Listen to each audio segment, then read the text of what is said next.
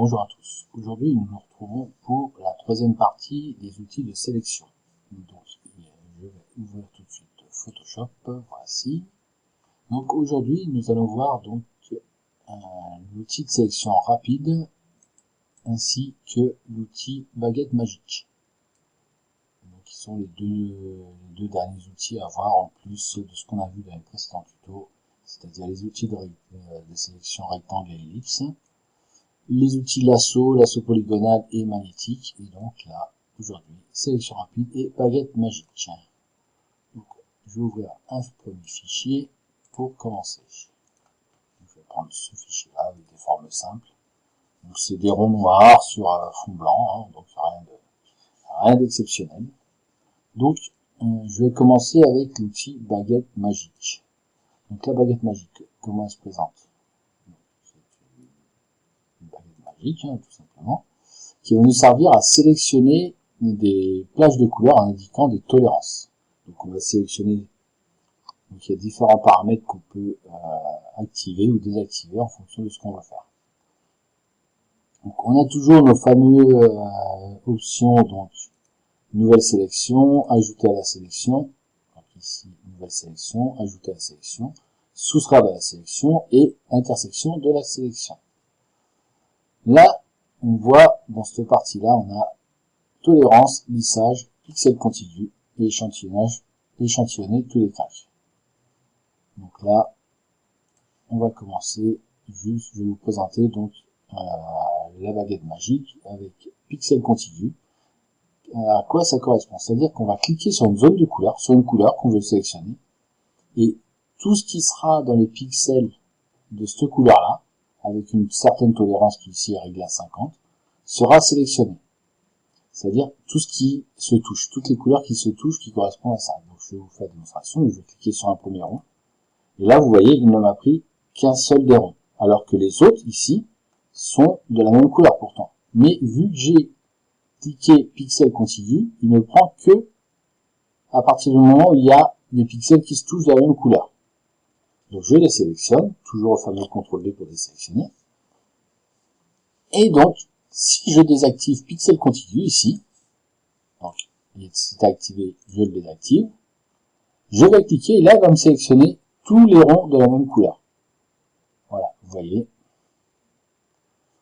Donc, ce que je peux vous faire comme démonstration aussi, c'est, on va changer de couleur, ici on va prendre un rouge, on va en sélectionner quelques-uns. On va mettre pixel contigu, toc, toc, toc, toc, au hasard, hop. On va les remplir de couleurs de premier plan. Ok, voilà. Donc, maintenant, je recommence. Donc, je suis toujours en pixel contigu. Donc, si je prends le rouge en pixel contigu, il me prend que celui-ci. Je désactive pixel contigu. Donc, on va faire une nouvelle sélection. Je désélectionne tout. Je clique sur celui-ci et il me sélectionne donc tous mes ronds rouges. Donc, tout ce qui est dans la même correspondance de teinte. Si je fais une nouvelle sélection pour les ronds noirs, vous voyez, il me prend que les ronds noirs.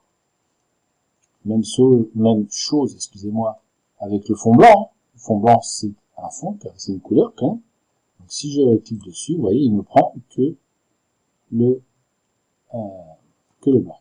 Donc si je supprime la couleur blanche, vous voyez, il me supprime que le fond.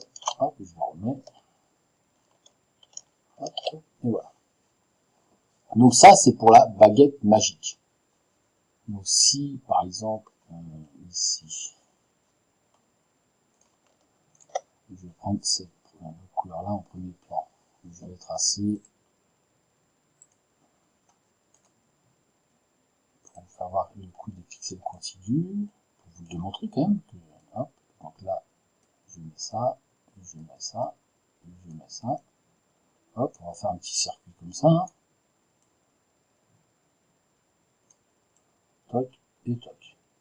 Donc normalement, si tout va bien, si j'ai pas dit de bêtises, il devrait me sélectionner toute cette partie-là en pixels contigus. Donc je retourne sur la baguette magique, j'active pixel contigu, nouvelle sélection, et je clique sur le premier ou n'importe où dans mon chemin. Hop. Et là, vous voyez, il m'a bien pris ceux que j'avais sélectionnés.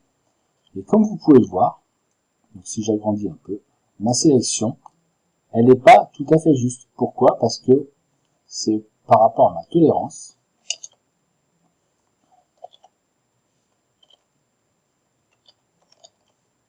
Par rapport à la tolérance que j'ai mis ici, donc ici j'ai mis 50. Si je mets 200 par exemple, donc le maximum de la tolérance est 255, on va de 0 à 255, sachant que c'est pour les plages de couleur, hein, de 0 à 255, c'est la même chose. Donc là j'ai mis 255, et là vous voyez, il me prend quasiment tout sauf les rouges qui sont vraiment trop tranchés. Parce que pour lui, le blanc fait partie de la plage de couleur que j'ai sélectionnée. Alors, on dirait que c'est un peu bizarre. Maintenant, je le réduis, je vais le mettre à 100. Alors, je vais le mettre à 0. Voilà. Là, on voit encore plus. Vous voyez, la sélection quand j'ai pris 0. C'est-à-dire que sur les bords, je suis pas tout à fait dans la même teinte. Et là, quand on zoome, on peut effectivement, alors je sais pas si vous voyez bien dans l'enregistrement vidéo, mais on voit qu'il y a quelques petites différences. Je les sélectionne, je reviens sur ma baguette magique, et là, je vais mettre 15. Et là, on voit que déjà, c'est un peu plus... Donc, plus on va augmenter la tolérance, plus on va prendre de pixels qui correspondent à notre couleur de base. Voilà, donc ça, c'est pour la tolérance, et on a vu le pixel continu. Donc toujours hein, nos fameuses nouvelles sélections. Donc je ferai une première sélection. Ici j'ajoute à ma sélection. Donc, vous voyez on peut sélectionner plusieurs pages de couleurs. Je soustrais de ma sélection. Toujours. Et là j'aurai pas d'intersection normalement. Non. Voilà, là c'est normal. Voilà. Donc échantillonner tous les calques. Qu'est-ce que ça veut dire? Alors, on va copier notre calque ici. On va effacer une partie des calques du dessus. Donc là, si je désactive, on voit bien qu'ici j'ai désactivé. Et on va refaire une deuxième pour avoir notre sélection entière à la fin. Top, ici je supprime. Ce qui veut dire, vous voyez ici j'ai enlevé le haut sur celui-ci. Ici j'ai enlevé le bas. J'active ces deux. Je reviens sur la baguette magique et là je fais échantillonner tous les calques. Donc normalement, j'ai du rouge en haut, j'ai du rouge en bas, que j'ai pas dans les uns et les autres. Donc si je sélectionne sur ce calque-là, où j'ai du rouge en haut, on voit bien ici, hop, échantillonner tout le calque, pixel continu, non, comme ça on va prendre tout ce qui est. Ah, par contre, là, quand je fais ça, pourquoi il me... Ah oui, voilà. Donc, parce que j'avais deux calques d'activer et ça ne marche pas quand c'est comme ça. Donc, je prends sur mon premier calque, enfin sur un des deux calques qui sont visibles, je clique sur ma zone, que je veux, c'est la couleur, la plage de couleur, je veux sélectionner, et je clique. Et là, comme vous pouvez le voir, malgré que je n'avais pas de rouge sur ce calque-là en bas, il me les a quand même sélectionnés parce qu'il a été regardé sur les autres calques. Tout simplement. Voilà, c'est-à-dire que vous pouvez faire des sélections sur des calques différents. Donc ça, c'est pour la partie baguette magique. Je pense, alors, il y a deux options, sélectionner un sujet et sélectionner et masquer, qu'on verra dans l'outil sélection rapide, parce que je pense que c'est plus adapté que pour la baguette magique, même si ça fonctionne très bien avec. Voilà, donc ça c'est pour la première partie. Hop, voilà. Donc maintenant, on va pouvoir passer à la partie sélection rapide. Hop, nous revoici donc maintenant pour l'outil de sélection rapide. Donc la sélection rapide, comment ça fonctionne? Donc on va venir peindre sur une partie et lui, enfin Photoshop va faire une sélection à partir de la teinte sur laquelle on a peint. Donc il va étendre, c'est comme si on faisait un coup de pinceau plus large automatiquement. Donc encore une fois, là les panneaux se présentent différemment vu que c'est un petit pinceau. Hein. Donc on a soit ici une nouvelle sélection, ajouter à la sélection et soustraire à la sélection. On n'a plus l'intersection. Donc comment ça fonctionne? Donc là je vais vous le faire sur le même calque qu'on avait tout à l'heure. Donc si je viens peindre ici, on va réduire un petit peu. Hop, là vous voyez, je fais ça. Hop, là. Voilà. Donc là, il m'a détecté des choses. Mais comme vous pouvez le voir, c'est pas tout à fait super génial ce qu'il détecte. Parce que là, il me prend beaucoup trop de blanc par rapport à ma sélection. Je vais désélectionner. Comment est-ce qu'on peut jouer là-dessus? Bah déjà, en diminuant la taille de notre pinceau. Vous voyez, je mets juste des petits coups de pinceau comme ça. Hop. Et là, toc.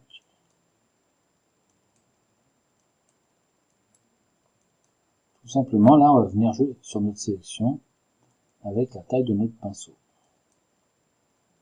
Donc si on regarde, eh ben forcément, on en perd un petit peu, mais en zoomant, on peut revenir dessus et ajuster. On peut en enlever un peu aussi. Là, vous voyez, on va pouvoir jouer comme ça avec. C'est un outil utilisé comme ça sur des formes comme ça qui n'a pas trop d'intérêt, je vous le cache pas.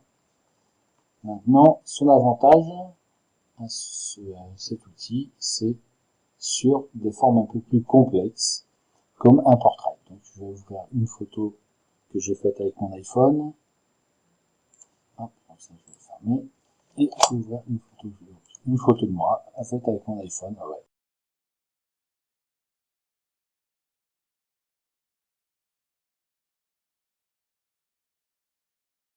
Voilà. Donc, ici, donc on va prendre l'outil.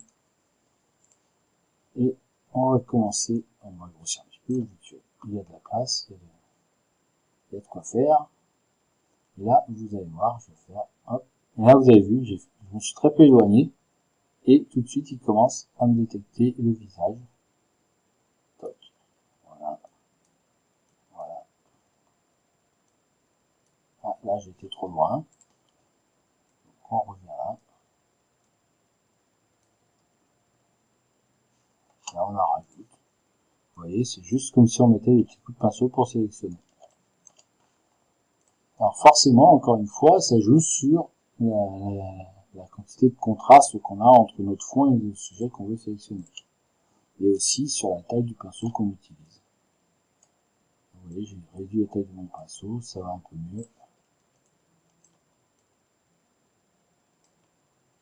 Là, vous voyez déjà, c'est un petit peu mieux.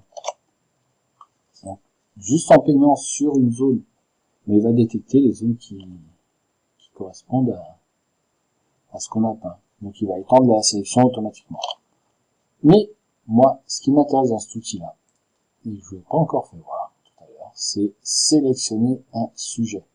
Ça, c'est une des grandes avancées dans Photoshop, c'est qu'il va pouvoir détecter les sujets sur nos photos, enfin sur les photos qu'on veut retoucher. Donc, vous voyez, je ne fais rien, j'ai aucune sélection d'activer, hein, et je viens ici cliquer sur un sujet. Et là, on le laisse travailler un petit peu, et là, pof, il m'a trouvé tout seul dans la photo, il a trouvé le sujet. Voilà. Et le détourage, hein, si on zoome, bon, il faut l'affiner, comme on peut le voir, mais à prime abord, comme ça, c'est quand même pas trop mal, sauf là pour les petits cheveux qu'il n'a pas bien détecté. Mais justement, on va pouvoir affiner cette sélection avec notre deuxième outil qui est sélectionner et masquer. Donc, je reviens sur mon zoom total. Hop. Donc là, je garde ma sélection. et je vais faire sélectionner et masquer. Et là, une nouvelle fenêtre, une nouvelle interface s'affiche, ici, là. Donc là, je suis en fond rouge parce que je vais demander mon affichage dans l'outil de sélection ici. Je peux là, il y a, pour cet affichage-là, on a plusieurs options. On a pelure d'oignon, c'est-à-dire qu'il va à moitié effacer ce qui n'est pas sélectionné. Donc il va atténuer ce qui n'est pas sélectionné pour garder que ce qui est sélectionné. Comme ça, ça permet de voir où on en est dans la sélection. Le cadre de sélection active, donc là, il nous met juste ce qu'on a sélectionné. Pas trop d'intérêt par rapport à l'autre. L'incrustation, moi, c'est ce que je préfère. Parce que là, on voit bien ce qui est sélectionné et il masque ici avec une couleur. Donc on va mettre un rouge, bien, on va même mettre un vert. Donc tout ce qui est en vert, c'est tout ce qui n'est pas sélectionné. Et on peut jouer sur l'opacité de notre teinte. Vous voyez, ici je mets à 100%, ça, le vert il est plein. Enfin, le vert est affiché à 100%. Si je le diminue, ça fait juste une teinte par-dessus. Ici, donc, on choisit notre couleur, et là, dans la zone masquée, ou sinon, on peut faire la zone sélectionnée, qui est affichée dans la couleur choisie. Bon, c'est pas super, ça, moi, je préfère travailler en zone masquée. Comme ça, vraiment. Après, on va pouvoir jouer avec les rayons, le lissage de sélection. Et, enfin, à la fin, le mode de sortie. Donc ça, on va le voir après. Mais, ce qui est intéressant dans cet outil, c'est les quelques outils qu'on a là sur la partie gauche de notre écran. Tout simplement pourquoi? Parce que on va venir pouvoir ajuster notre sélection en peignant un peu par-dessus. Donc je prends, alors là ici, si je prends l'outil de sélection rapide, donc plus forcément, alors, on a aussi le zoom, hein, toujours dans cette interface. Alors, forcément, je suis en zone des zooms, donc je viens zoomer, hop, donc vous voyez, hein, ici, zoom, j'ai le plus et le moins. Je peux le mettre à 100%, adapté à l'écran, plein écran, donc c'est-à-dire 100%. Hop. Donc je vais venir zoomer là. Et là, on voit que les cheveux, comme on a vu tout à l'heure, ils n'étaient pas bien sélectionnés. Donc soit je vais venir prendre ici l'outil pinceau direct, et je vais venir cliquer ici. Sauf que ça me fait que des traits. Donc c'est-à-dire que en gros, ça va pas être terrible au niveau des sélections parce que tout ce qui est derrière en blanc, que je ne voudrais pas sélectionner, va être sélectionné. Donc on va annuler ça. Donc forcément, la taille du pinceau, on peut jouer avec aussi. Hein. Voilà, donc là, ça, vous voyez, ça m'a rajouté en sélection rapide. C'est pas super. Celui-ci, moi, j'ai tendance à pas trop l'utiliser pour ce genre de sélection. Je vais plus utiliser celui-ci. Alors, est-ce qu'il va m'afficher son nom? Non, il n'a pas l'air de le voir. On va dire c'est le deuxième. Voilà. Outil d'amélioration des contours. Voilà, elle m'affiche. Donc, je vais utiliser surtout l'outil d'amélioration des contours, tout simplement. Encore une fois, en plus ou en moins. Donc, soit je vais ajouter, soit je vais soustraire. J'ai aussi toujours mon pinceau. Je vais pouvoir régler la taille. Et là, vous allez voir, je vais venir peindre sur le bord de mes cheveux. Vous voyez, hop. Et là, qu'est-ce qu'il a fait? Tout simplement. Alors là, on ne voit pas bien. Par contre, si je fais ici sélection, vous voyez, il m'a rajouté dans ma sélection mes petits cheveux.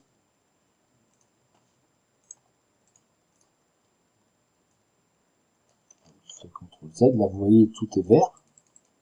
Ici, là tout est dans le vert, ça ne sera pas sélectionné. Je reprends mon outil donc d'amélioration des contours, je viens peindre sur les cheveux en mordant un peu sur le haut du crâne. Et là, ça m'a amélioré mon contour. Donc, ça, on va pouvoir le faire sur tout le contour de la tête, là où il y a les cheveux. Hop. Vous voyez, on passe là. Et là, tout ça, tout derrière les cheveux, il y avait plein de petites zones blanches qui correspondaient à mon fond. bah, du coup, ce sera pas sélectionné. Hop, là, ici aussi, vous voyez. Là, ici, est-ce que je vais être assez précis pour récupérer? Il n'aime pas trop. Donc ça, il faudra le faire à la mine. Après, vous allez voir.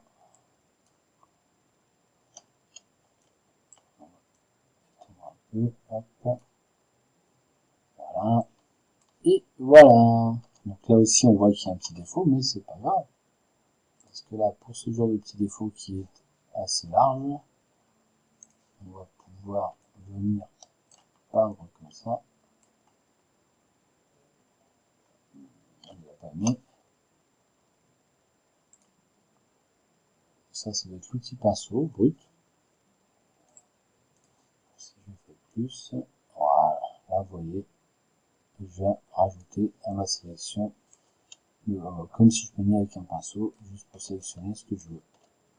Donc là, ici, je vais bien zoomer. Je reprends mon pinceau et là, j'en rajoute. Encore une fois, vous pouvez jouer avec le diamètre, avec la dureté, ici.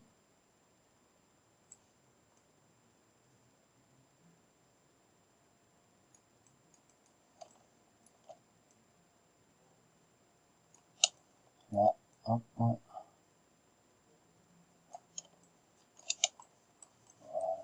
Donc là, après, on va se déplacer par là. Regardez. Hop, vous voyez, très rapidement, j'arrive à faire quelque chose d'assez propre.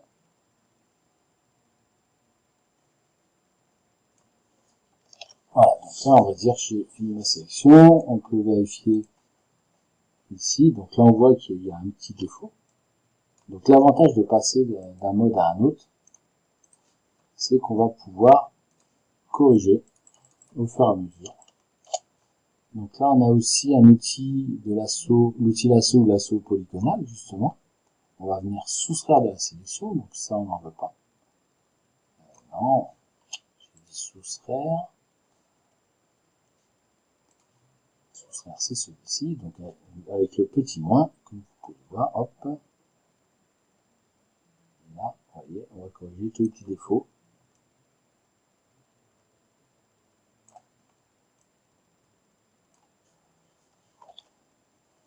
Voilà, donc c'est un outil qui est assez complet, assez pratique. Donc on va pouvoir aussi lui donner, lui définir des zones de contraste. Hein. Donc ici, là où on va le voir, c'est surtout au niveau des cheveux.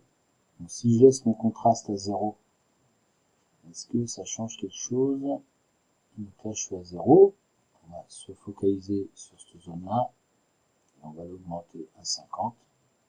Là, on voit que ça a un petit peu ajusté, mais pas énormément sur cette zone. Même chose, on va pouvoir faire du contour progressif, le lisser un petit peu. Vous voyez? Regardez. Là, je suis lissage 0, donc c'est très découpé. Si je fais un lissage à 10, la découpe déjà elle est beaucoup moindre, là, au niveau des cheveux. Alors, donc là, du coup, c'est pas génial, on voit bien. Hein. Pour ce sélection-là, ce sera pas super. Donc, il faut vraiment faire des essais avec. Voilà. Donc, une fois que vous avez la sélection que vous voulez, donc, toujours, hein, vous pouvez mettre sur fond noir, sur fond blanc, noir et blanc, donc juste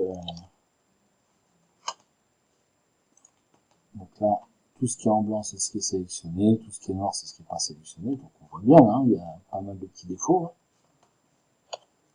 Oui, donc on va pouvoir venir faire varier le mode de sélection justement pour ajuster notre sélection. Et en faisant comme ça, on va vraiment affiner au mieux notre première sélection.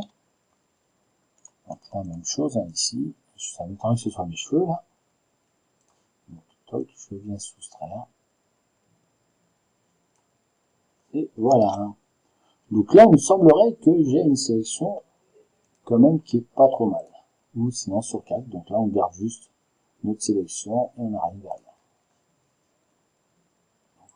Donc, n'hésitez pas à varier le mode d'affichage de votre outil de sélection pour améliorer les contours, parce que ça aide grandement dans ce qu'on fait, pour être un petit peu plus précis.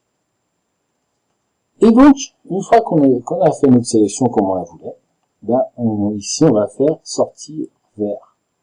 Alors, soit on va créer juste une sélection, donc je fais OK. Donc ça va, sur notre calque sur lequel on travaillait, ça va nous faire une sélection. Soit on va faire un masque de fusion, c'est-à-dire avec le calque qu'on avait, ça va nous créer juste un masque de fusion, donc on va pas dégrader notre premier calque. Soit on va créer un nouveau calque avec juste la sélection, soit on va créer un nouveau calque avec masque de fusion, excusez-moi. Donc le nouveau calque, ça va être le calque entier, c'est une copie du calque initial, plus le masque de fusion qui correspond à notre sélection. Ou sinon on va pouvoir créer un nouveau document, encore une fois, c'est juste notre sujet qui est sélectionné, ou sinon nouveau document avec masque de fusion. Donc moi, celui que je préfère, c'est nouveau calque avec masque de fusion, tout simplement pourquoi est-ce qu'on garde notre calque d'origine si on doit retravailler dessus. On sait jamais, on peut se tromper dans ce qu'on fait, donc ça nous laisse de la marge de manœuvre. Et avec un masque de fusion, comme ça, on a affiché dans ce calque, on a tout, sauf que ce qui n'a pas été sélectionné est masqué. Donc moi, je prends celui-ci et après, on peut ici cliquer sur mémoriser les paramètres. Comme ça, quand on va revenir, on aura les mêmes paramètres d'affichage ici, le même mode de sortie.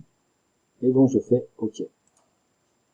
Et voilà, donc là, ça nous a masqué notre calque initial. Ça nous a recréé un calque complet, une copie du calque complet avec la sélection de ce qu'on a, avec un masque de fusion de ce qu'on a sélectionné. Donc tout simplement pour le voir, on va rajouter un calque de couleur unie en dessous, qu'on va mettre en bleu par exemple. Et donc là on voit bien que ma sélection avec mes petits cheveux qui ont été sélectionnés. Hop. Et donc là on voit c'est quelque chose qui est quand même assez propre. Donc après on peut affiner. L'intérêt d'avoir un masque de fusion c'est quoi? C'est ici on voit qu'il y a quelques petits défauts. Donc avec un pinceau blanc, mais je vous expliquerai masque de fusion un peu plus tard, dans les prochains tutoriels. Donc ici avec on va venir peindre en noir ou en blanc, en fonction si on veut faire apparaître ou disparaître. Donc là je vais faire réapparaître, donc je vais peindre en blanc. Donc là, hop, et là vous voyez, je fais réapparaître.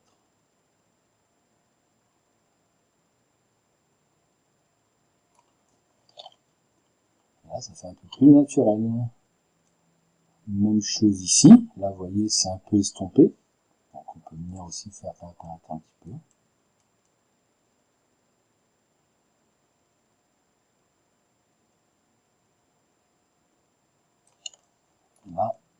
Là c'était vraiment, hop, comme vous pouvez voir,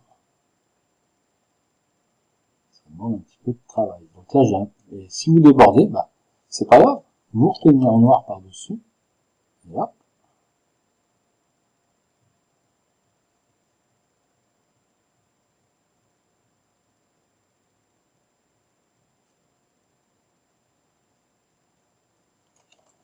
Là on voit bien que